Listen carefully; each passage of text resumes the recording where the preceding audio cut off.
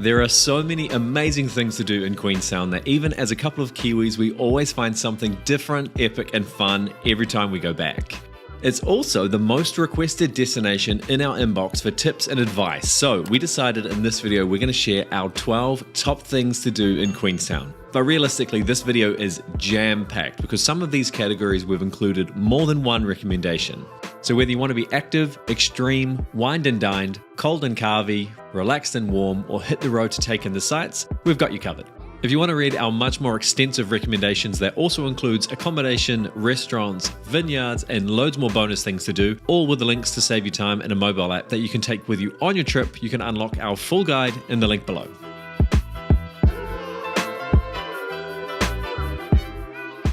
In no particular order, we're kicking things off in town with Skyline Queenstown. There's a 480-meter long gondola that takes you up to show off what makes this place so special, with some of the best views of the Alps and Lake Wakatipu. There's also mountain bike trails, a restaurant, and a bar as well, but the best thing to do up there is definitely the luge. With over 1,600 meters of banked corners, tunnels, and dippers, it can get pretty fast and chaotic, especially if you're a Drive to Survive fan. But the carts are purpose-built and gravity-controlled, so it's a winner for all ages, speeds, and confidence levels. Just meters down the road is our new favorite drink in New Zealand at Queenstown Ice Bar, the bougie new one. Here's the newest one. Love it. Here it goes, the bougie one as well. The bougie! You must have known we were coming. Come to the right place. That means all of the gear is brand new, which you're gonna need because it gets down to minus 14 degrees. The music really sets the vibe, and the ice statues show off an insane level of talent, and we were kind of surprised to see that literally everything is made out of ice, even the glasses. The cocktails are delish, but the shot luge is where the real fun happens.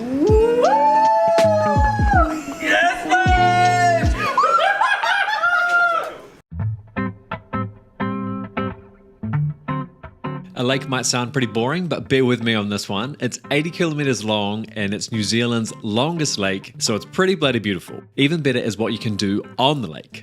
Getting up with Flight School Queenstown is as much fun as it is frustrating to learn. It's basically an electric surfboard attached to a hydrofoil, shooting you off face first into the water for 30 minutes until you learn from your mistakes. Step aboard the historic TSS Earnslaw, a steamship that offers scenic cruises and a glimpse into Queenstown's rich maritime history. Just be sure to check the operating times because it was under repair when we went to book last time. You can also parasail and do this crazy shark thing out on the lake, two activities that we've not done yet, but everyone always looks so pumped when they get off, so they're pretty high on our list for the next time we go back. You can also take a jet boat out on the lake, but our recommendation is definitely do the Shotover jet. It's worth the extra drive out there, or jump on the free shuttle bus from downtown. These drivers are equal parts talented and hectic because these things absolutely fly through the narrow canyons at insane speeds, propelled by jet engines, skimming over the water and stones. It's an insane thrill, although we've got a lot more of those later on the list, but just try and hold your food down when this happens.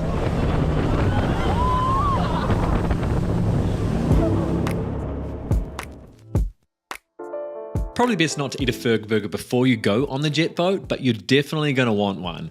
These burgers are the stuff of legends online, but is it worth the title and the fame? It's actually worth the hype. I wouldn't say it's more than the hype, but high expectations going in is hard. We'd have to say yes, and we even compared it to a competitor recently, and Ferg retained the championship for another year. There's also Ferg Bakery, which is known for its pies, and a surprisingly classy Ferg bar now that you can drink in while you wait. But a pro tip if you missed it in our recent Queenstown vlog, phone ahead to avoid the line, get a takeaway burger and take it onto Perky's floating bar to drink with a beer. But make sure your partner likes mulled wine before you surprise them with a glass. We got mulled wine instead of the beer they were expecting. Actually? How good though? We messed up. If you're digging this video so far, or any of our vids in the future actually, please be sure to hit that like button. It tells YouTube that we're not full of crap and our videos are actually worth recommending to other people, which we totally appreciate.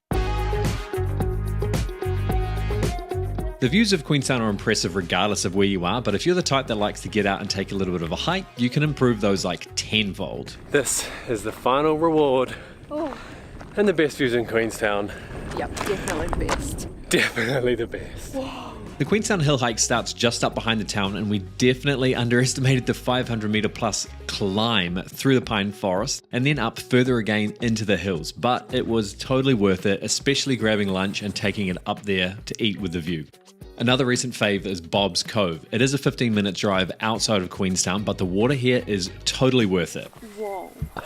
Unbelievable. The bonus is the walk to see the water is only really short, but there's options for much longer hikes if you're in need of burning off some calories. Doesn't feel real, eh? Doesn't. Don't fall in though. It is unreal. If you're all about those winter feels and you want to get your ski on, there's 4 different ski fields you can reach within 90 minutes of Queenstown. The closest is Coronet Peak, which is only about 20 minutes away, so it does tend to get pretty popular, but for good reason. Queenstown actually has one of the longest seasons in the Southern Hemisphere and some of the best ski fields in the South Island, generally running from June to October, but that does depend on the weather, which has kind of been iffy in the last couple of seasons as to how long that runs for. You definitely know someone who's been to the Onsen hot pools because they 100% posted it on their social media. But we have to say, it's one of those super popular things that is actually worth the hype despite being relatively expensive. Oh man. I like this. We did go in summer once though, and it felt a little bit weird, so it's all about those colder months where there's a bit of snow on the mountains, a beanie on, a glass of bubbles in hand while thawing out in the tub. We've got lots of vineyard and wine recommendations in our full guide linked below, but our favourite wine tour in Queenstown is actually a bike tour. Around the basin run wine bike tours from Queenstown Central, so the bonus is they provide the bike and the transport to and from as well. We did the Gibson Valley wine trip. It's 15 kilometers of cycling, which does sound like a lot, but we're only semi-active, so we went for the e-bike option, which made it pretty straightforward. There's a whole street of vineyards. You can't reach all of them on one day. There's also a brewery or two as well, so we checked the map, picked a few that we wanted to get to. And better yet, we just gave them a call and they picked us up from Mount Rosa at the end of the strip before shelling our tipsy butts back to Queenstown. One of the most expensive things to do on this list is also one of our favorites. This experience is what happens when you combine bubbles, a helicopter, epic views, and an alpine snow landing. I was so excited I actually forgot how to string a sentence together. This is dream. This is dream. Bottle this up and take it home. Over-the-top helicopters have all sorts of helicopter options in the region, but the alpine snow landing was high on our list because they actually switched off the engines once we landed. Do not snowball me right now. Which meant you could pop some bubbles, snap some pics, and take in the surroundings in pure silence, other than a little bit of laughter here and there. Look at the state of the...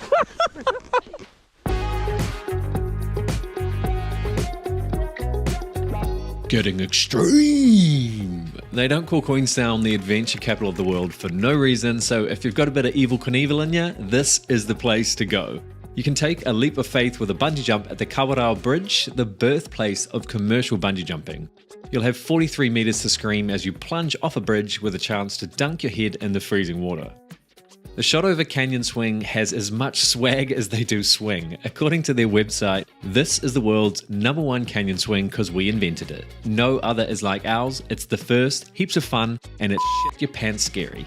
NZ1 Skydive started 32 years ago as New Zealand's first tandem skydiving operation. Since then, over 350,000 people have skydived with them, and I'm a little bit gutted to say that I'm not one of them, so I'm hoping to change that on our next trip.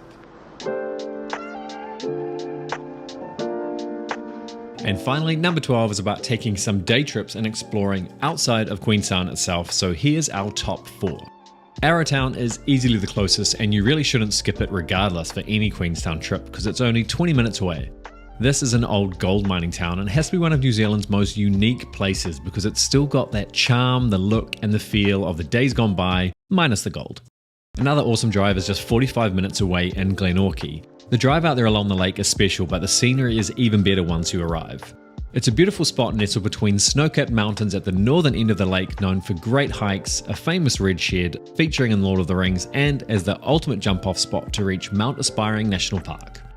Through the Crown Range and beyond is a great drive as well. There's the iconic Cardrona Hotel, Arguably one of the most photographed hotels or buildings in New Zealand, but it's an icon. the Cardrona Ski Field, which is good in season and off season, and then on to Wanaka, about 90 minutes away. If we're honest, Wanaka is nice, but we're not 100% sure if we get the hype. There's much less to do there, so it's kind of the pro and the con of the area, so it feels a lot more local rather than touristy, which is, yeah, up to you. And last up is a full day trip to Milford Sounds, which is one of the most famous natural attractions in the entire country. You can drive this yourself, but it's pretty far and there's a fair bit to organise once you arrive. Booking a tour takes away all of that stress and leaves much more room for sightseeing because it's 5 hours on the bus to get out there. A boat trip is the real highlight once you do arrive, and it's the chance to get your first glacial facial. There's heaps of other activities you can do once you've arrived in the Sounds, but this was the coolest place we've ever kayaked. Literally. And that wraps up our 12 top things to do in and around Queenstown. This list could have actually been about 30 plus things to do, so there's a lot more recommendations in our guide that I mentioned at the start, which is linked below. It's going to be super helpful if you prefer to have something to read while you're on the go, including an app to kind of keep everything streamlined, or if you just want more details on accommodation, food, and drink options like I mentioned. If there's anything that you think that should have made this top 12 list, leave it below because, like I said, we always find something new and take on new recommendations for our next trips. And if you want to check out a few other Queenstown videos, I'll leave them on the end card here in a few seconds, and we'll catch you next week in Malaysia.